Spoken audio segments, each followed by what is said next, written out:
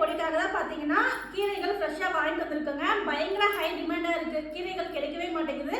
So அங்கே இங்கேன்னு அலைஞ்சு விவசாயிகிட்ட பார்த்தீங்கன்னா 100 கிலோ பார்த்தீங்கன்னா முருங்கை லீவ்ஸ் வந்து ஆர்டர் கொடுத்துட்டு வந்திருக்கோம். 100 கிலோவை நம்ம காய வச்சோம் அப்படின்னா 10 கிலோ பவுடர் மட்டும்தான் நமக்கு அதில் கிடைக்குங்க. ஸோ அர்ஜென்ட்டுக்காக பார்த்தீங்கன்னா இன்றைக்கி ஒரு 20 கட்டு மட்டும் கிடைச்சதுன்றதுக்காக வாங்கிட்டு வந்திருக்கோம். இந்த முருங்கை பொடி வெயிட் லாஸ்க்கு ரொம்ப ரொம்ப யூஸாக இருக்குங்க. வெயிட் லாஸ்க்கு மட்டும் கிடையாதுங்க, நல்லா ஹெல்த் எனர்ஜியாக இருக்கிறதுக்கும் முருங்கை வந்து அவ்வளோ பெனிஃபிட்ஸ் இருக்குங்க. குழந்தைங்களுக்கு மெயினாக நீங்கள் வெறுமனையே வெள்ளை கலர்லேயே தோசை செஞ்சு கொடுக்காம இந்த முருங்கை பொடியை நீங்கள் மிக்ஸ் பண்ணிட்டீங்கன்னா நல்லா க்ரீனிஷாக இருக்கும், ரொம்ப கலர்ஃபுல்லாக இருக்குது அப்படின்ட்டு குழந்தைங்களும் நல்லா விரும்பி சாப்பிடுவாங்க.